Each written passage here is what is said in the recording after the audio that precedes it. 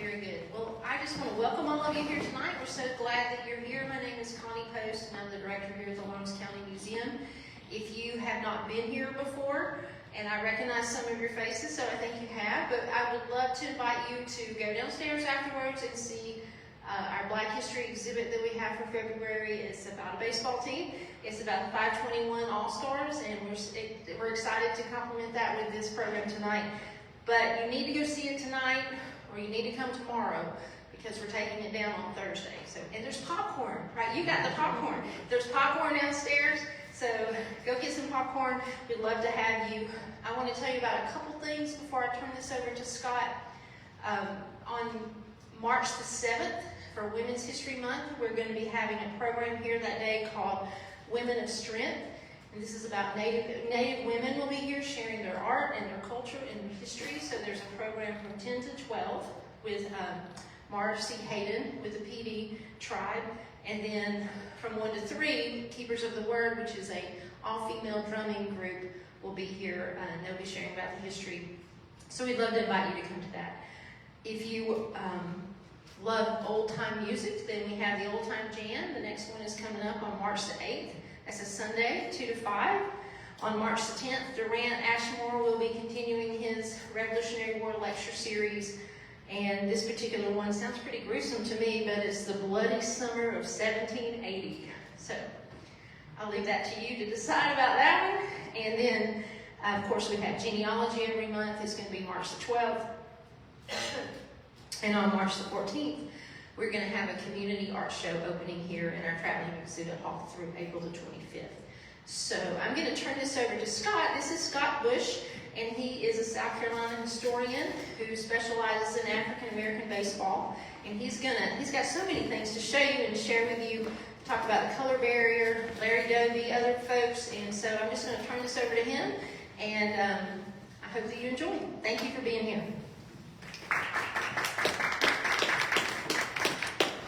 Thank you, Ms. Post, and thank you, guys, for coming out tonight.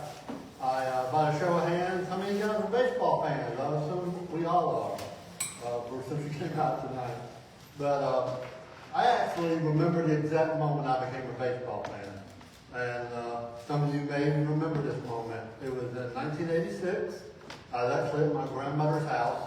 They're having a family get-together, my uncles, my cousins, everyone was there. And I was, I don't know, 12 years old or so. And I decided to go into the living room, and there was a baseball game on. And it was Game 5 of the American League Championship Series between the Boston Red Sox and California Angels. And I was watching at the exact moment that Dave Henderson comes up for the Red Sox, 2 strikes on him, and if you get that third strike, the California Angels, or California at the time, instead of Anaheim, we're going to go to the World Series. But Dave Henderson hits a home run, ties up the game, the Red Sox go in extra innings and win it, and then end up winning the series. And then they go to the World Series, and people know what happened then. That's when Bill Butler had the ball go under his legs and the Mets won. So I became a Red Sox fan that day when they beat the Angels, and of course I had heartbreak when the next series when the Mets beat them. And let me tell you, the Mets, the player on the Mets, Mookie Wilson, who hit that ground ball, who is South Carolina native, and went under Bill Butler's legs, he broke my heart twice in my life. He did it then, and then when I was a senior in high school, his stepson, Preston Wilson, hits a home run, grand slam in fact, that beat us for the state championship game. So, yeah, Mookie Wilson, not a fan. So. But what happened was, after that game, I became a baseball fan. I started learning about some of the great players that we've all probably heard about, the Babe Ruth and Ted Williams, Joe DiMaggio, and Kai Cobb, and all that. And when I was growing up, and I grew up in Walhalla, I was the only kid from kindergarten all the way to high school that had a disability. So the story of Jackie Robinson really touched me. And that's when I started getting interested in African American baseball. And that continued when I got out of college. and started going down the rabbit hole, learning all about these great players that hardly anybody knows about. And I come to find out that Jackie Robinson wasn't even supposed to be the first. That there was players even better than him.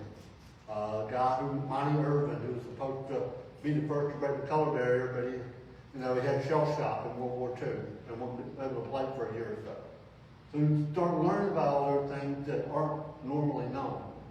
So then I start wanting to know more about our state and some of the African American players that played in our state. And that's kind of what this is about. The Negro League. When we think about the Negro League, you hear a lot of people say, well, maybe my grandfather or whoever played in the Negro League, they might have played in a semi-pro league in your area. But the Negro Leagues are at the highest level of professional baseball for black ball players back in the day. The first ever black professional baseball game was played in New York City. You'll see there. The crazy score, 54-43. Apparently nobody could pitch.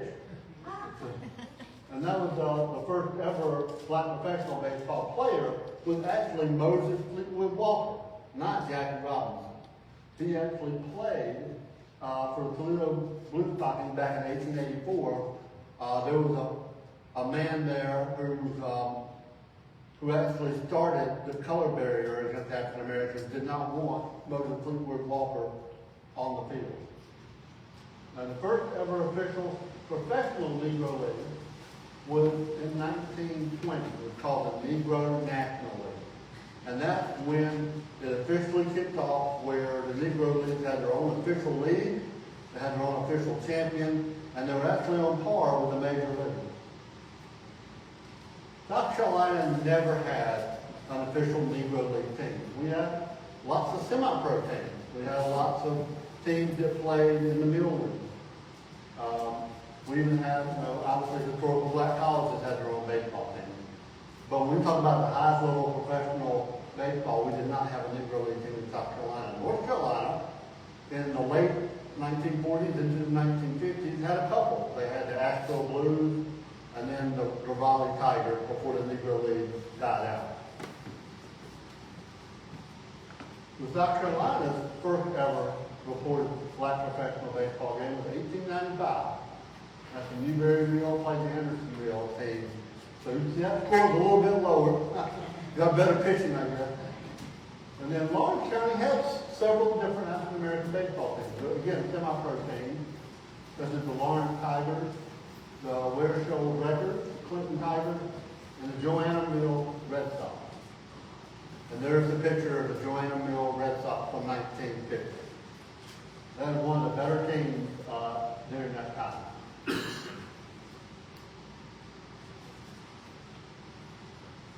So South Carolina had several outstanding black baseball teams, from the Greenville Stars, Greenville Black Spinners, Farmers Sluggers, who actually played in the late 1940s against the Homestead Grays. Orangeburg Tigers, Columbia All-Stars, and of course the 521 All-Stars you guys are learning about. We actually had many of those high professional Negro League teams that would come up through South Carolina and play exhibition games when they're coming back from spring training in Florida or wherever they may be. So we did have some of those come through.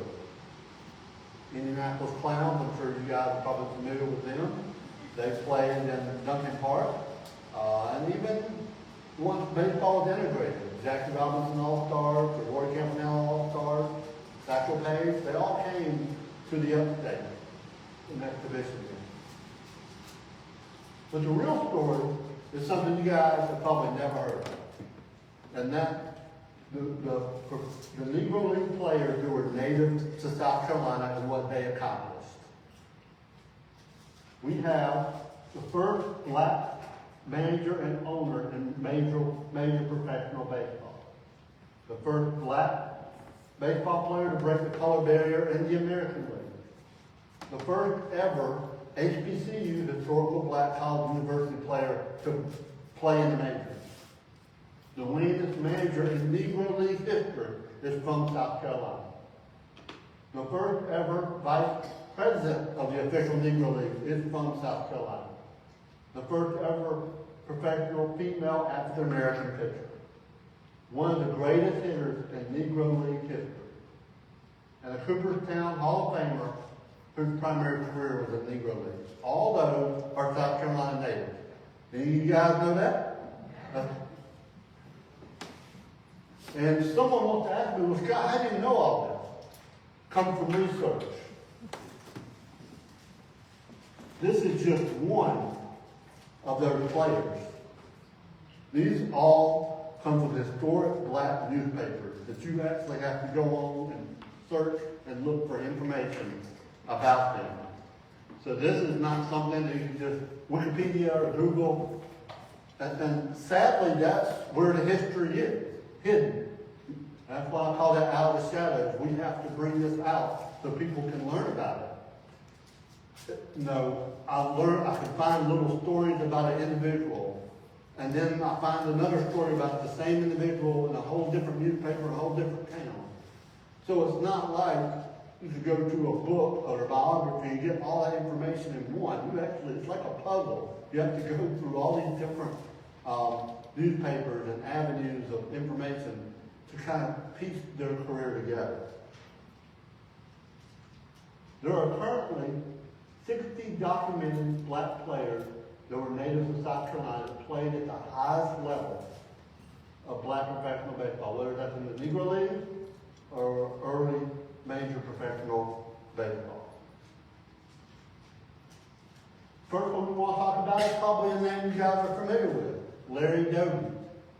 An eagle takes flight in Camden, South Carolina. Larry Doby, as his son likes to call, is the second man on the moon. His father, David Doby, was actually a traveling semi-pro baseball player that was mostly absent from his life. He was born in Camden, South Carolina. Larry's mother was also not very involved with his life. She ended up moving up to New Jersey when he was little. So he spent the majority of his youth with his grandmother and then his aunt. So he stayed in Camden until he was 14 years old. And then he ended up moving to Patterson, New Jersey to be near his mother. And say with his mother, near his mother. Because due to his mother's hectic work schedule, Larry lived with a friend of his mom all the way through high school. Larry did not want to leave South Carolina. He loved South Carolina. He actually had, as you see, played baseball. Since they were very poor and had a lot of resources, they played baseball with, just a stick, and of course had to use trees and tin cans for bases. Larry attended Eastside High School in Patterson, New Jersey. If you think you know what that school is, let me give you a hint. If you've ever seen the movie Lean On Me, that where the principal comes in and kind of has to change the school. They're overrun with people doing drugs and their scores are horrible. That's Eastside High School where Larry Doby went. A lot of people don't know that. But Larry was an incredible athlete. He excelled just like Jackie Robinson excelled in football, basketball, and baseball and track. He was the only African American on those teams. So he was already integrating a lot of those sports in Patterson, New Jersey. So when Larry, in 1942, signed for the New York Eagles, but he didn't sign as Larry Doby. He actually had to use an alias. So he was Larry Walker. And the reason being, he wanted to protect his college eligibility status. Because Larry did go play college sports for a few years before World War II hit. And he did. Larry Doby joined the Navy for World War II at the Great Lakes Naval Academy in Illinois. He was stationed there. He got to play baseball and basketball. They had some very good teams from that Great Lakes Negro League varsity team in basketball and baseball. In fact, they even had a white team from the Great Lakes Naval Academy and the best player on that team was Bob Feller. So I'd say they're pretty good athletes over there at Great Lakes Naval Academy. And those were, that was the baseball team he was on, the Great Lakes Blue Jackets. Larry Doby up there on the upper right there, and of course in that picture too. But after World War II, Larry rejoined the Eagles and led them to the 1946 World Series title and defeated the unbeatable Kansas City Monarchs 4-3. And on the left, that's Larry with Monty Irvin, another Cooperstown Hall of Famer.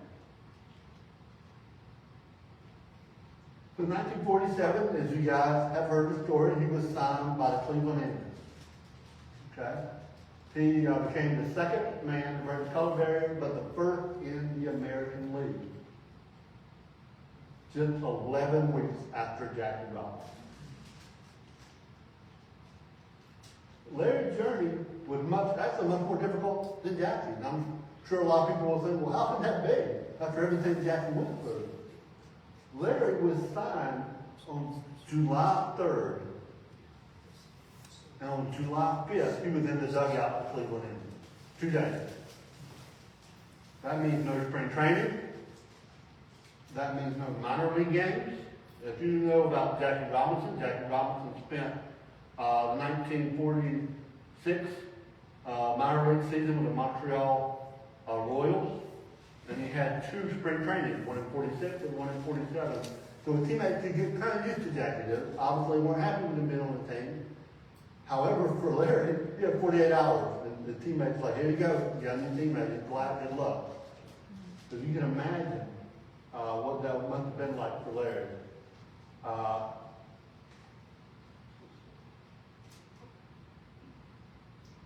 Larry did not have another black teammate until 1948. And that's also the difference with Jackie.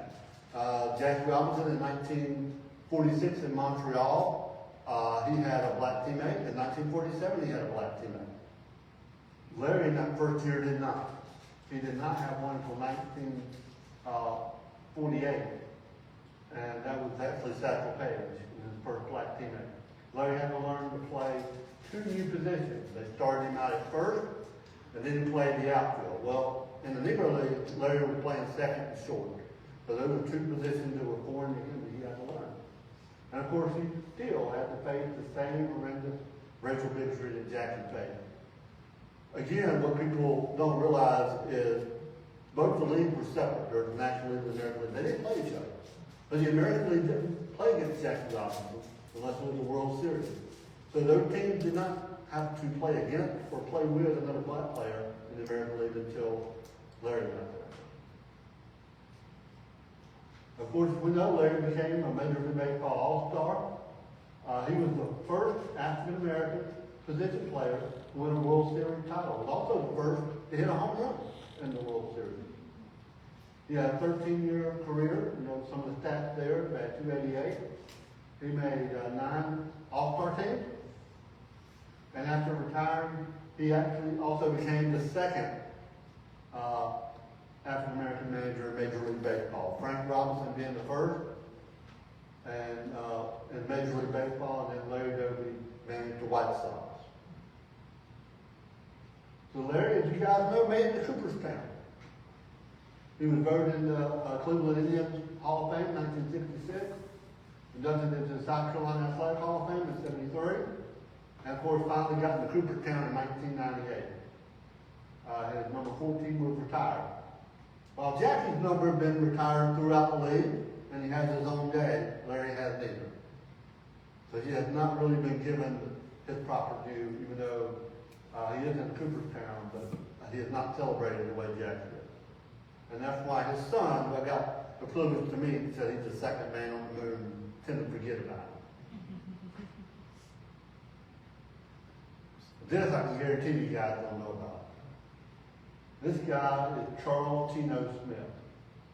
He was a Negro League player whose career was like a comet. It burned bright and died fast. There's actually a painting of him down here. You guys can see it there on the right. He received his nickname due to his eyes having an Asian-like appearance. They called him Chino, so it wasn't very politically correct back then, but that's how he got his nickname. His story is so unique. He's honestly like part Shoeless Joe and Field of Dreams, Roy Hobbs and The Natural, and Paul Bunyan, all wrapped in one. It's just a unique story. Where was he born? That was one of the biggest mysteries. All the way through in the year 2000, it's believed that he grew up in Greenwood, South Carolina. Lately, some people have tried to say that he may have been born in Hamlet, North Carolina. But we do know that his family is born in Darlington County, and that's where he is buried as well. So that's why they really feel that South Carolina is his home. Chino was a star from the beginning. He attended Benedict College in Columbia, was a star baseball player there. He also played on the local Sandlot teams. He was noticed by legendary manager Pop Watkins, who was actually the wildest successful manager of the Havana Red Sox, who are now the Indianapolis Clowns. They kind of morphed into that. Chino joined the Red Sox and went north and began his career. So he played for a few more semi-pro teams, such as Pennsylvania Redcaps, the Brooklyn Cuban Giants, and Philadelphia Giants. But Chino joined the big time in 1925, and a new Negro League was formed called the Eastern Color League, and played for the Brooklyn Royal Giants. He had some of the best 7-year career any baseball player could ever have, at least offensively. He would quickly become the most feared hitter of the mid-1920s into the early 1930s. So, well, how do you know all this, Scott? Newspaper articles tell me all this. Chino, by some other names, and that's the other thing about some of the articles, you really have to go through all the different names that he's called to find a lot of his feats. So we went by Charlie, Charles, Smitty, and even Captain. His hitting feats were legendary. You see that right. He had over a career 400 hitters in 7 Negro League seasons. And in the 1929 season, he had 451. In 1930, he had 488. There's another picture of Chino right there. Chino was quite a character. They said he was kind of like Ty Cobb-like. He's very competitive, real fiery. He would often try to rile up the crowd, get them mad at him, try to get the other team mad at him. If he saw a pitch he didn't like, he would spit at it. So he would try to egg on everyone. And that's how he played better. And Chino, he excelled at the brightest stage. He actually was one of the Negro League players that played in the first ever game involving a black team in the old Yankee Stadium.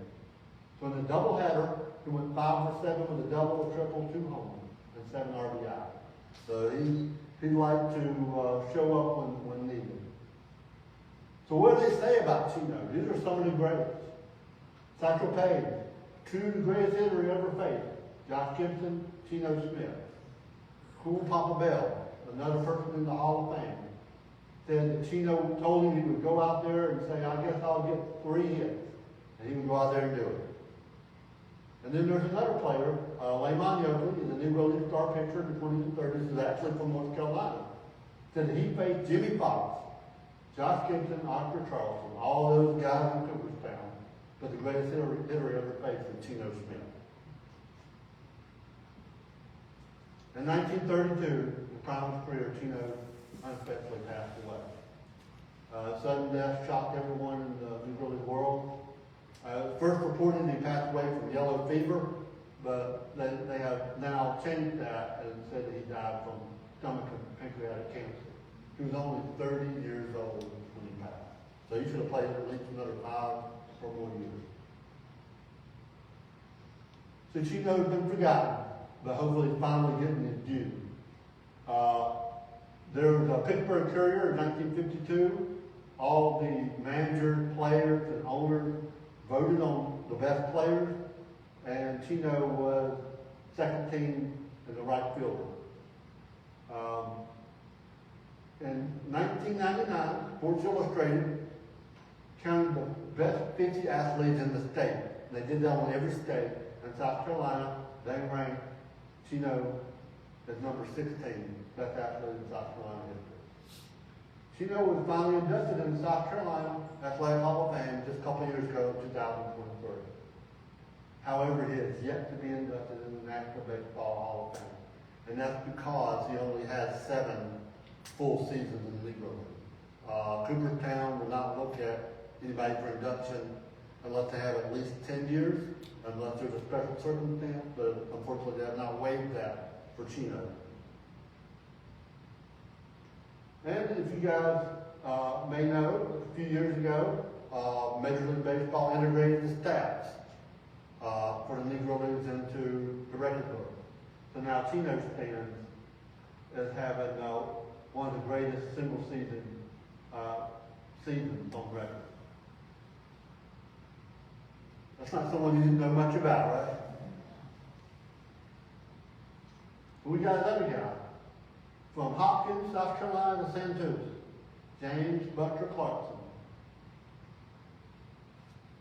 Buster went by other nicknames such as Buzz or Buzz.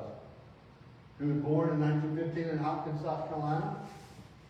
He actually played shortstop and third base, even though he was 5'11" and 210 at that time, which is pretty big for a shortstop. When he was about 6 or 7, he moved to Jeanette, Pennsylvania. He attended Wilberforce University in Ohio, HBCU. While he was there, he became an All-American.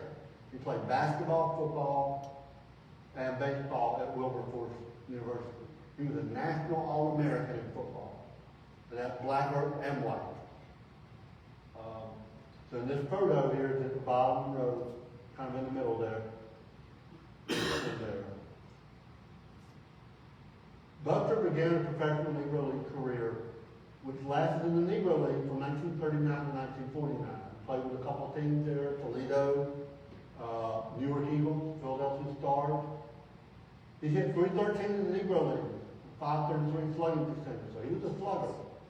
He, on the 1940 National Negro League home run hitter, leader. He hit .360 in 1940, and his part of the Negro League career was interrupted because of World War II, like many other athletes. So he was a feared slugger. There's many articles out there about his hitting prowess, and I found a couple of them there. He was a star from the beginning. There were so many articles I found about Buster and hitting a home run and winning the game and going 3 for 4 and just being a star. But he also played elsewhere professionally. He had a career playing baseball for several seasons in the professional Latin League. He had a career batting average 326 in the Latin League and 579 slugging percentage. He also played a season in Canada in 1948. His lone season in Canada, he hit 408 with 31 homers. So they're probably glad he only played one season there. And there's some of his pictures and articles from the Latin League. See there. So you can tell this guy was a pretty special player. But he also had a Major League Baseball journey. As you guys know, the color berry broke in 1947, moved by Jackie Robinson. So in 1950, he signed with the Milwaukee Brewers of the American Association. The Milwaukee Brewers were actually a minor league team back then, AAA, and they're the affiliate of the Boston Braves. Now, they'll come into importance a little bit later. He was actually beloved by his teammates. As you can imagine, this story from the 1950s, where they had to play a game in spring training, and they had to go to the people at the stadium would not let him dress in the locker room, and told him he had to leave. Well, his teammates from the Brewers were not happy. They said, hey, if Buster has to go, we're going. So the whole team went to the armory and got dressed before the game. 'Cause that just shocked me that we have a story like that in early 1950 that shows you how beloved Buster was by his teammates. He had 3 incredible seasons in Milwaukee. So he's there from 1950, 51, and 52. See, his batting average all over 300. 1951, he led them to the Junior World Series Championship. That's like the World Series for AAA baseball. As I said, he's very well liked and respected by his teammates. Buster made the majors for the Boston Braves in 1952, becoming the first ever HBCU graduate to make the major league at age 37. Buster would only be given 25 at-bats for the Boston Braves. After that, he would drop back down to Milwaukee. Because they had their eyes on Johnny Logan and future Hall of Famer Eddie Matthews. Johnny Logan playing short, Eddie Matthews playing third base. They didn't have a need for Buster. So Buster saw the writing on the wall, and he left. And his next stop is he went to the Texas League. And there he continued to tear it up. Again, remember, he's 38 years old at this point. Hitting 330, 18 home runs.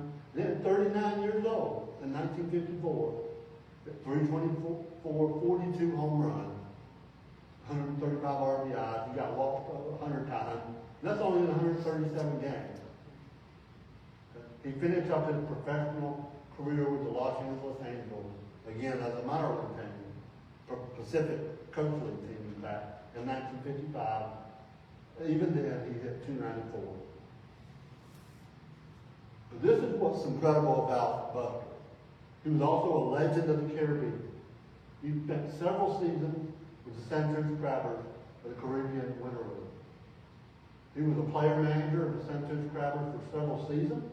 In 1954 and 1955, they were dubbed the greatest Caribbean team of all time. I'm going to tell you why.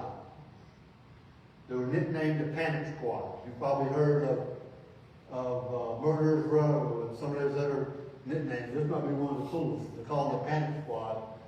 In 1954 and 1955, the team in the World Series hit 367, had scored over 50 runs, and Buster hit an astonishing 467 at 39 years old in the Caribbean World Series. Well, let me tell you what's so cool about this picture. See those 2 guys on the far left? Well, the guy on the very far left is Willie Mays. And the guy next to him, Roberto Clemente. So how about that? Buster was Roberto Clemente's first professional baseball manager. In fact, I found an article where Roberto Clemente praised Buster and said that he taught him how to be a professional ball player. In a game in Puerto Rico in 1940, Dr. Page was so scared to face Buster Clarkson, he walked him with the bases loaded. And in one face I got. He is actually in the Pennsylvania Sports Hall of Fame, the Caribbean Baseball Hall of Fame. He's in the Puerto Rican Baseball Hall of Fame. Buster is not in the South Carolina Athletic Hall. You'll see this as a common theme. These guys are the ones I really want to tell you guys about. And they're personally my favorite. This is Taylor Brothers, the first family of black baseball.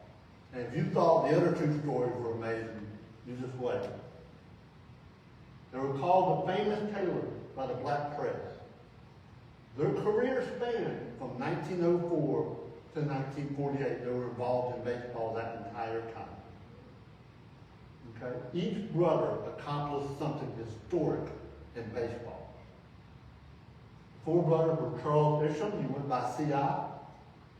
John Boyd, his nickname was Phil. Not too many nicknames cooler than that. James Allen, who was nicknamed Candy Jim, and then Benjamin Harrison, the youngest brother, who we called Brother Ben and Old Reliable. So, along with having 4 brothers from Anderson, South Carolina, probably got 4 coolest nicknames, right?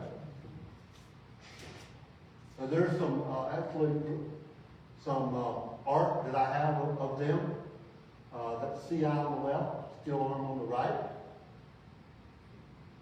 And that's art I have of Candy Jim and Ben Taylor there. The Taylor family were sons of Bishop and Adeline Taylor. Bishop was a former slave. He was a Methodist preacher and a farmer in Anderson. He and his wife had 13 children. The family valued education and faith, and instilled that to all four brothers. In the last documented census, they had them living in 304 Cleveland Avenue in Anderson in 1890. And I'm so happy to hear that the state will recognize the Taylors as a historical marker later this year. C.I. Taylor, the oldest, the press called him the Wizard of the Game. He was born in 1875. He was a veteran of the Spanish-American War. He was a 33-degree Mason, membership of the Masonic Lodge. He actually attended Clark College in Atlanta. Remember I told you the family valued education, even in 1900. He was a member of the Clark College baseball team, who was undefeated in 1900. And during that time, he was regarded the best second baseman in the city of Atlanta. He had a 19-year professional baseball career as a player, manager, and owner. Instrumental in bringing black professional baseball to Birmingham, Alabama, even before the Birmingham Black Barons. In fact, that was his team there. He kind of there in the middle, upper middle. Birmingham Giants were called the Jewel of the South. He led them from 1904 to 1909. They won the Colored Championship of the South, they called it, in 1907, 1908, and 1909. All four brothers at one time played with the Birmingham Giants, however, never at the same time. Sometimes they had 2 or 3 on there at the same time, but never all 4. In 1909, he moved the team, or 1910, he moved the team to West Baden, Indiana, where they became the West Baden Sprudelers. They were actually part of a historic hotel called the West Baden Springs Hotel, which is still there today. They became a force to be reckoned with as soon as he got there and turned them into a top team in the Midwest. The Sprudels won the Spring Valley title in 1911-1912. They actually defeated the Pittsburgh Pirates in 1911. The 4 Taylor brothers all played on the Sprudels in 1912.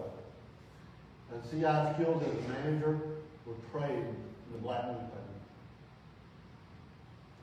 And then they moved again, this time in 1913, and stayed there for the end, and that was the Indianapolis ABC. That was the last stop for C.I. Right? This team, when anybody hears the ABC, they think it's the alphabet. But what it is they were sponsored by the American Brewing Company. So his legend grew. He became the manager and owner of the Indianapolis ABC when he was there. In 1914, all Taylor brothers got together again and played for the Indianapolis ABC. Right? Cooperstown Hall of Famer Dennis Mackey, Oscar Charleston, and his brother Ben Taylor were all developed by C.I. Taylor. The ABC quickly became a perennial power, and they defeated the Chicago American Giants for the World Championship of Black Baseball.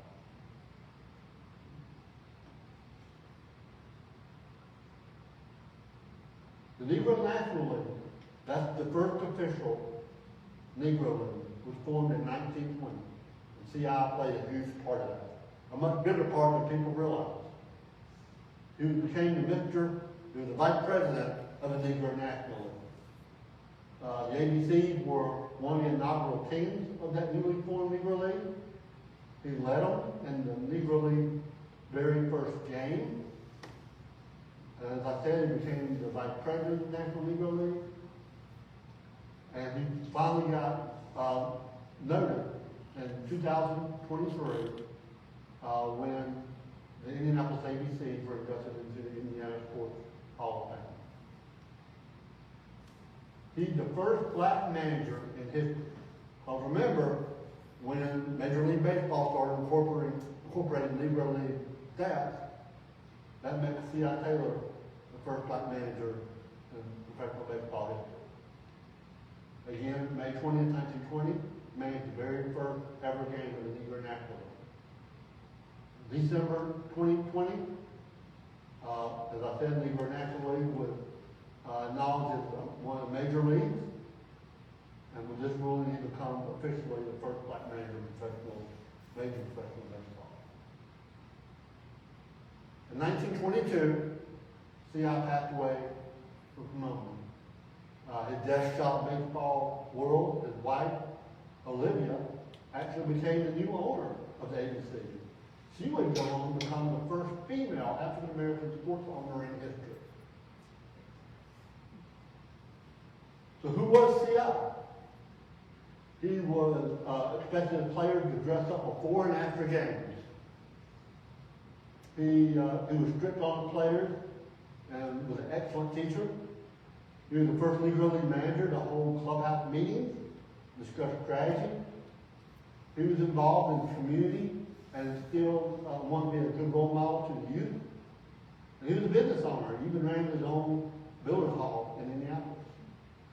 The press called him the wizard of the game because of his knowledge of baseball.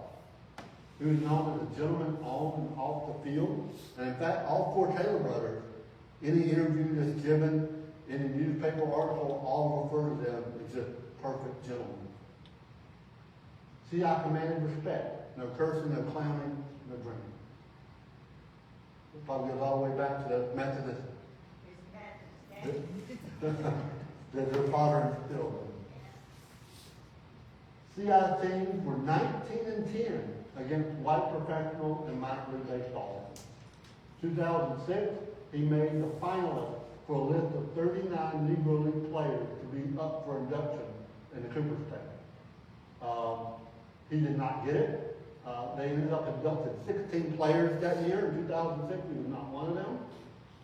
Many historians felt that he should have been. However, in 2023, C.I. was inducted into the Indiana Sports Hall of Fame. And again, here we are. He has not been inducted into the South Carolina Athletic Hall of Fame. So the second brother, Johnny Stillorm Taylor, he was called the family ace. He was born in 1878, and he was a right-handed pitcher and actually was a manager as well.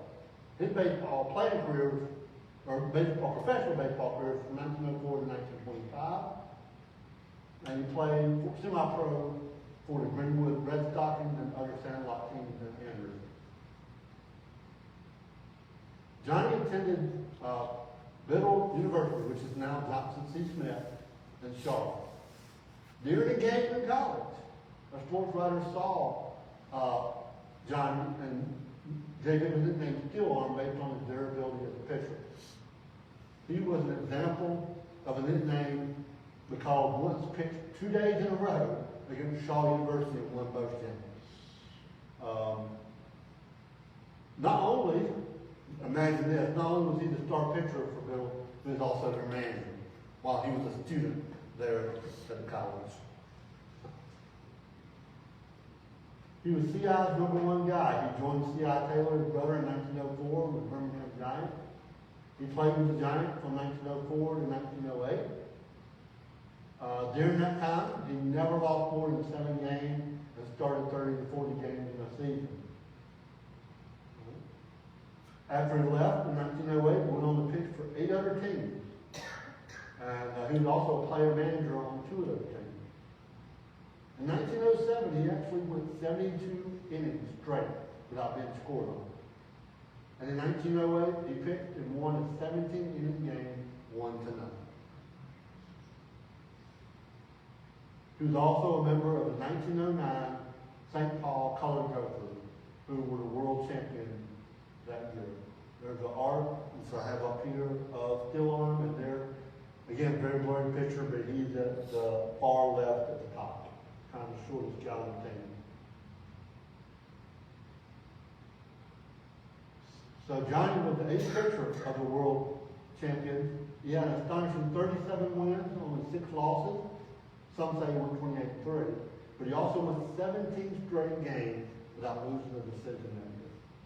He was considered one of the greatest baseball pitchers in the country at that time, black or white.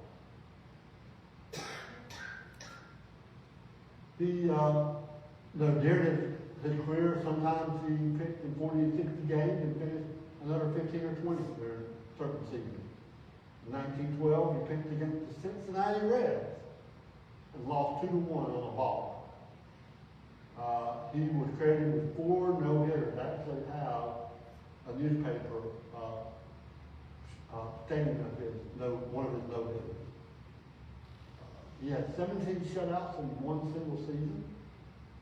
He went up against Hall of Fame pitcher Smokey Joe Williams and won 1-0 while striking out the side in the bottom of the 9th. He also pitched 3 games in one day.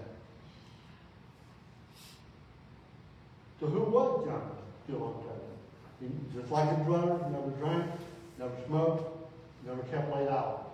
Hard worker, and still down to his players. He retired at age at 40 years old in 1920 with the Indianapolis ABC. Now here's where his historic moment comes. Johnny is the first ever pitching coach in the Negro League in 1924 with Washington. However, his legacy has been forgotten and never honored.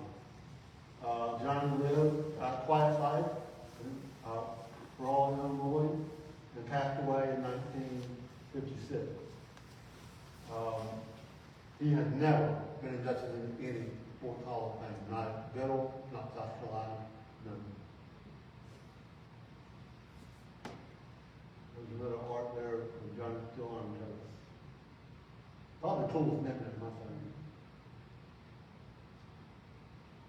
So we're the third brother, and that's Candy Jim. Candy Jim was born in 1884 in Anderson. That's the third of, second youngest of the Taylor brothers. And he had the most impressive career of any of them.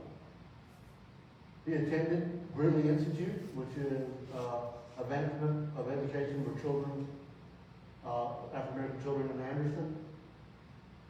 And Jim's professional career started in 1904 with the Birmingham Giants, and Jim was his brother, still armed in Seattle. His nickname, there's a little bit of mystery how he got the nickname Candy Jim.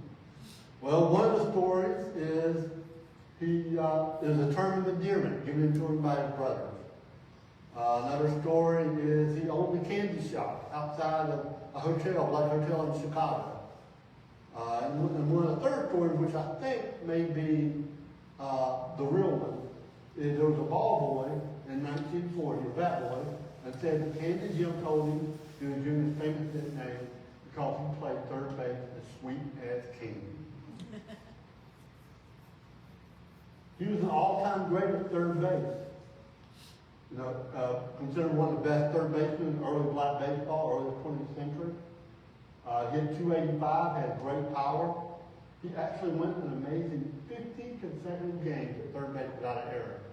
And you think, well, you know, people probably do that today, but you got to remember the gloves they use were like the size of your hand, more than the gloves they use today. In 1923 might be the best offensive season. At 39 years old, hit 370 with 20 homers, 76 RBIs, and just 61 games. Even late in his career, as a manager, Candy Jim would insert himself into the game as a pitch hitter, even at 58 years old. I guess still think he could do it. Candy Jim was a 2-time world champion as a player. 1909 with the St. Paul Colored Gophers with his brother still on, and 1912 with Chicago American Giants. But this is where his career really took off. Baseball, like Candy Jim, spent 5 decades in black baseball. from 1904 to 1948 as a player manager, and then as a manager. Player manager is Dave Marco, won the inaugural team in the 1920 Negro National League. He had over 1,025 wins, and he's the winningest manager in Negro League history. His highlights as a manager: he managed 3 league championships and 2 Negro League World Series titles. So in 1928, St. Louis Stars were league champions with 3 Cooperstown Hall of Famers, one of those being Cool Papa Bell. 1943, Homestead Gray, and 1944, Homestead Gray, that won the World Series title. And they have 5 Cooperstown Hall of Famers on the team. Well, 2 of those were Buck Leonard and Josh Gibson. Those are the teams there. On the right is the St. Louis Stars. That's actually Candy Jim in the far left in a nifty little suit there. I don't know why he wears a suit. He would have been a player manager then too.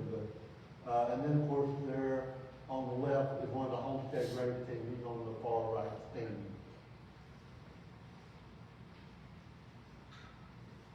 Candy Jim did this 13 different players during Cooperstown right now. He was the manager of the first ever East-West All-Star game in 1933. He was the winning manager. He managed 4 different East-West All-Star games total. East-West All-Star game is basically the equivalent of the white All-Star game they have in the middle of the season. They started their own in 1933. Candy Jim turned Cooperstown Hall of Famer Cool Papa Bell from a pitcher into a Hall of Fame outfielder.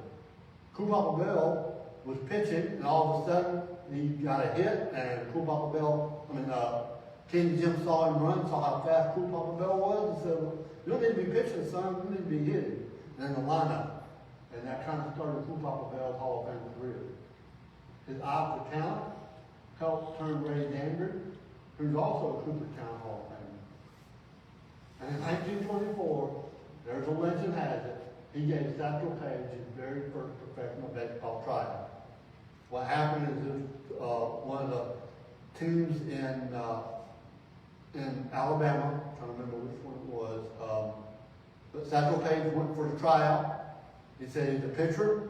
Candy Jim said, let me see what you can do. He said Satchel Paige threw 8 straight strikes right down the plate. He said, okay, you're on the team. He was also a historic champion. In 1936, Candy Jim managed the Negro All-Stars in the Denver Post Tournament. Back then, the Denver Post Tournament was an annual tournament crowning the best semi-pro teams in the country. They were the first all-black team to win.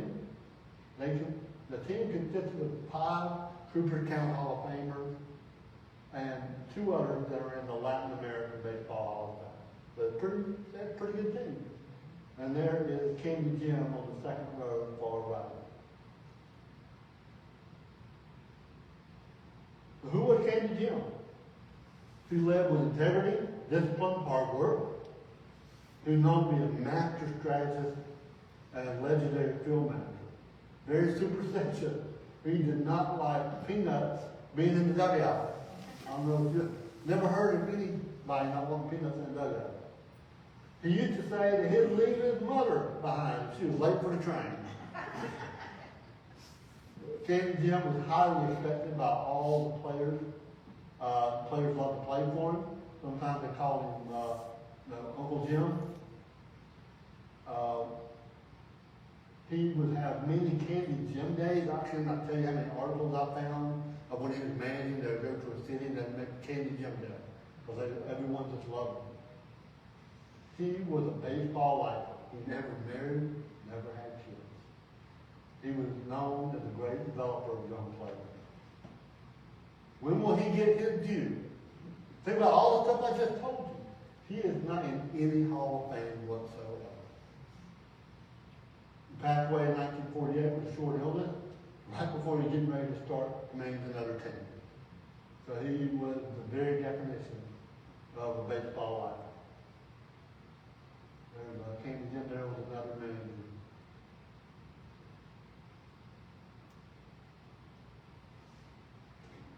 Keep y'all too long. Oh boy. Taylor, the younger. I'll go through a little bit with him. He was born, of course, Anderson in 1888. He was the youngest brother. He was started out as a pitcher and became a first baseman. He's also a manager in his later career. His playing career went from 1909 to 1929. He batted through left. Just like his other brothers, he started at the Birmingham Giants in 1909, and actually as a pitcher went 22 and 3. In 1911, he went 30 and 1. In 1912, he was also pitching. However, after then, they realized that that was actually even more, much more needed than pitching. And he was also a great defensive first baseman as well. So in 1913, he was a full-time first baseman. He was a clutch hitter and often had clean up in the batting order. Took a scientific approach to hitting, hit all parts of the field. They said he had no weakness as a hitter. He had a career batting average of .332. Smooth fielder, was always catching balls that would go into the dirt. And he became known as the best defensive first baseman in Negro League history. He was also a manager. In 1922, after C.I.'s death, he actually managed the Indianapolis ABC for a little bit and hit .370 that season. He left ABC after a dispute with his sister-in-law and then went on to play and manage for some other teams. He actually brought the very first Negro League franchise to Washington, D.C. And in 1924, he did that, and the city was so thrilled, they celebrated by throwing a parade in his honor and gave him over 200 roses, is what you see over there in that picture.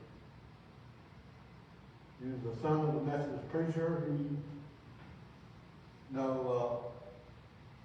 His playing career ended in 1929. He hit .320 at the age of 41.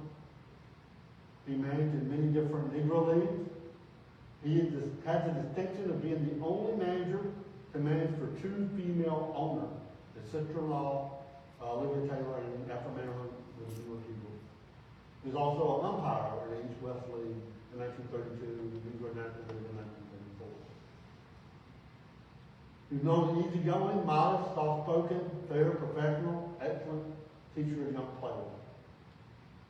He is universally recognized as the second best overall first baseman, only because he mentored, trained, and signed the one they consider the best, which is Buck Leonard. Buck Leonard would say that he owes his career to Lynn Taylor. Lynn Taylor actually made it to Cooperstown in 2006. He was inducted to the Cooperstown Hall of Fame, and believe it or not, he is not in the South Carolina Athletic Hall of Fame. He's in Cooperstown, but we don't recognize him here. It's kind of a painting of all four together. Not very many pictures of all four together, unfortunately.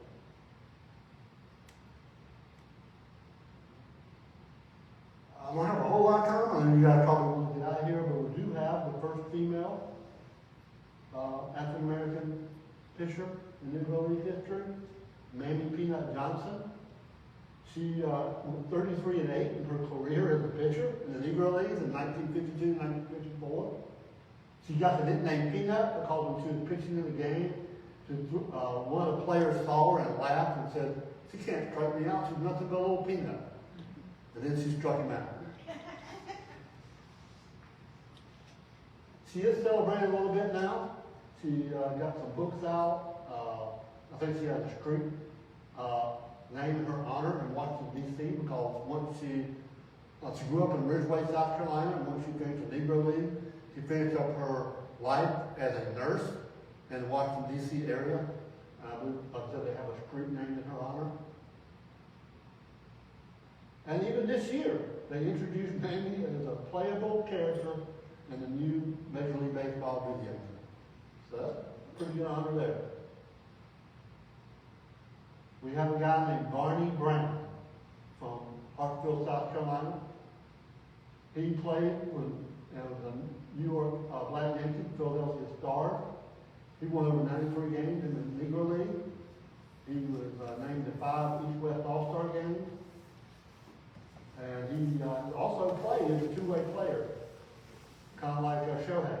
He played in the outfield when he wasn't pitching, and had pretty good power for his size. He even hit 419 one season. He's also a Latin and Caribbean legend. He won MVP in Puerto Rican League in 1941-42 season and 1942-43 season as well. He also pitched in the Mexican League and had 84 wins in 7 seasons there. He actually played on the 1946 Satchel Paige All-Star long scoring team and actually dueled Satchel Paige in 1932 to 1934 in North Dakota, of all places. When a team from Bismarck, North Dakota had to bring in Satchel to face him because nobody could beat him. He was the first ever player, or first ever pitcher, to wear number 1 on his jersey, and said that he did that because he was the ace of the pitching staff. He played in Canada all the way until he retired in 1956. He has never been inducted into any sports hall of fame. Then we have another guy, Tom Iron Man Williams, born in Charleston. Played in the Charleston Navy Shipyard team, served World War I. He attended Morris Brown College in Atlanta. He even had 2 no-hitters to his credit in college. He struck out 16 in the game in 1915 at Morris Brown, and his team actually won 2 league championships his first 2 seasons. The reason he got that nickname is because in 1919 he went 19 full innings as a pitcher and won 1-0. He had a great Negro League career from 1916 to 1924. He had 2.72 ERA in his career, and also had 2 no-hitters in his Negro League career as well.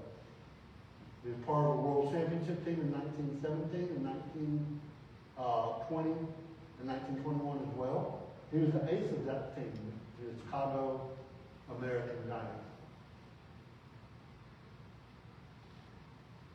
But time has also forgotten about him as well. In 1918, he actually, with the Hilldale Club, lost 4-3 to the Boston Red Sox. If you know anything about baseball, in 1918, the Red Sox won the World Series. So Iron Man has never been inducted to any sport hall of fame at all. Don't know if we got time for one more or not. Probably not. So I just have one more. You guys tell me if y'all want another. Go ahead. All right, this one is the last one. This guy has a legacy. He's not a South Carolina native, but he finished his life in South Carolina. And his story is remarkable. His name is Chappie Johnson. He was a Clemson Tiger trainer. And his legacy of his life was absolutely a puzzle I had to put together, because I had to find stuff from everywhere. And start at the end of his life. He was buried with a past unknown. George Chappie Johnson was born in Bel Air, Ohio, 1877, and died in Clemson in 1949. The university thought so much of him they paid for his plot and headstone. However, on the headstone, you can go visit it, it's in Pendleton. All it reads is Chappie Johnson, the year he was born, the year he died, and Clemson trainer. That's all it says. That's his life. Doesn't even say his full real name. But he was so much more than just a Clemson trainer. Chappie was a Clemson football trainer, but he was also a superstar catcher in early black baseball. He was a baseball manager, entrepreneur, a baseball trainer that molded players, innovator, a sharp dresser. That's how he got the nickname Chappie. And he was a barrier breaker. Chappie played with some of the greatest early black baseball teams in history. That's him, upper left. Page 5th Giants, Philadelphia Giants, you can read them all. And when you probably see that list, you're wondering, how come everybody named Giants? Well, back then, the nickname Giants let everyone know it was a black team. That way, people going to the game knew that was a black team that was going to play. His first team Page Giants of Avery, Michigan. It started in 1896. It's hanging down there. His playing career was from 1896 to 1922. He was called the greatest catcher of his time, believe it or not, by a white man. There's the article. Coopertown Hall of Famer and Chicago Cubs legend Frank Champ said Chappie Johnson was the best catcher of that time, black or white. He was a coach and trainer. He helped train with the 1900 Boston Nationals, beating that team is the Atlanta Braves today. Now let me read that again, 1900. Now 1947, 1900, in spring training in Palm Springs, Florida. A black man training with a white team. He's also the trainer of the St. Paul Saints, the American Association team. And their spring training in Little Rock, Arkansas from 1907 to 1912. The manager stated that he would tell Chappie, they're your team. He would give the team to Chappie for spring training. Spring training's over, the manager would take them back. They'd go up north. That's how much trust they had in Chappie. He worked with future Hall of Famer pitcher Rube Waddell on how to throw efficiently. Rube Waddell is in the Cooperstown Hall of Fame. He also worked with Roger Gresham on his catching skills, who was also in Cooperstown Hall of Fame. He was an innovator. Chappie was the first, one of the first catchers to catch one-handed. In 1902, he was the first to wear full shin guards in a game. He was a manager from 1908 to 1939. He actually managed that St. Paul Rovers team in 1908 and managed the West Baden Brunels in 1914 just after Seattle left. And he managed his own team, the Dayton Chappie in 1917. He was the manager owner of the Chappie Johnson All-Stars. He became the owner, manager, business manager, and player sometimes with the Norfolk Stars and Chappie Johnson All-Stars. He handled all the booking, the financing, directing, and marketing of the team. They toured the United States and even into Canada. He was a sharp-dressed man. That's how he got the nickname Chappie. Guard was a true gentleman on and off the field. He was jovial, pleasant, wore tailored suits, carried a walking cane, wore a staff, had a valet that would carry his bag to and from the ballpark. So he was something. He was a barrier breaker. This article is real. He broke the racial barrier seemingly with ease, trained white professional baseball players, took a black barnstorming team into Canada, Quebec and Montreal, a good more than a decade before Jackie Robinson went there in minor league. And in 1905, he and a black teammate helped an all-white Renville, Minnesota team win the Minnesota Semi-Pro State Championship. That's one of the teams there he played for. You'll see there he's the only black man in the middle there on the left next to the guy on the top. So imagine that early 1900s. That's just unheard of. Chappie also did the unthinkable. He entered an all-black Chappie Johnson All-Stars in an all-white New York State Semi-Pro League, the Journal of American Baseball League, in 1933.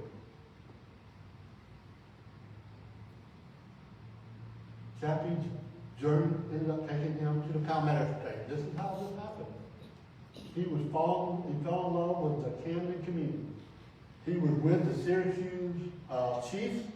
He was helping them train in Florida, and on the way back up, they stopped in Camden to play some exhibition game. They would play Clemson baseball team. They played, University of South Carolina baseball team, and some other semi-pro team. They would do that on the way back up north to Syracuse. Well, Chappie fell in love with the area and decided to stick around. He became trainer of the all-white Camden Bulldog High School football team. And that's him at the far left standing up. That's just amazing. In 1939. In fact, after that season, they had football banquets. And I found an article where they asked Chappie to come up and speak at the banquet. Again, imagine here we are in South Carolina, 1939, an all-white football team banquet, and they have a black man speak at the banquet. It just shows you how much they thought of Chappie. Well, Clemson football legend Frank Howard heard about Chappie. He instructed his players or his coaches to go down and bring Chappie to Clemson. So he did. Chappie is the first head African-American trainer in ACC history. He was the first African-American to be pictured also, not coach, just first African-American person to be pictured in a attached Clemson yearbook. That's one of the pictures there. He was a Clemson trainer from 1940 to 1949. He actually worked with Herman McGee. Herman McGee was actually there before Chappie. But Herman McGee was not a head trainer, just kind of was the equipment manager, an assistant trainer. And Chappie showed him the ropes. And after Chappie passed away, Herman McGee took over. And now Herman McGee's in the Clemson Hall of Fame as a trainer. But hopefully Chappie is finally starting to get his due. Here he was honored at the St. Paul Saints last year. I went up there, gave him a painting of Chappie. As you remember in earlier stories, all his achievements in Minnesota, playing with the white team, being part of the St. Paul Gophers. So he had a big legacy in the state of Minnesota and St. Paul, along with being the trainer for St. Paul Saints minor league team in 1907 to 1912. So the St. Paul Saints wanted to honor him last season. And Chappie will be inducted into the Highland Sports Hall of Fame in 2026. And that's it. Thank you, guys.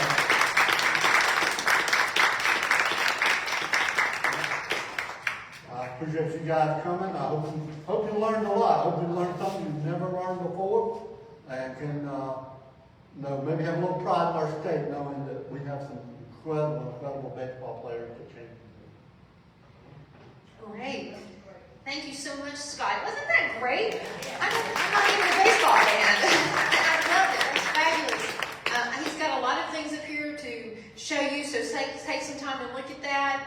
I'm sure he can answer your questions. I'm sure you have questions. And then also see our exhibit downstairs, have some popcorn, stay for a while, don't rush off. And y'all come on up and take a look.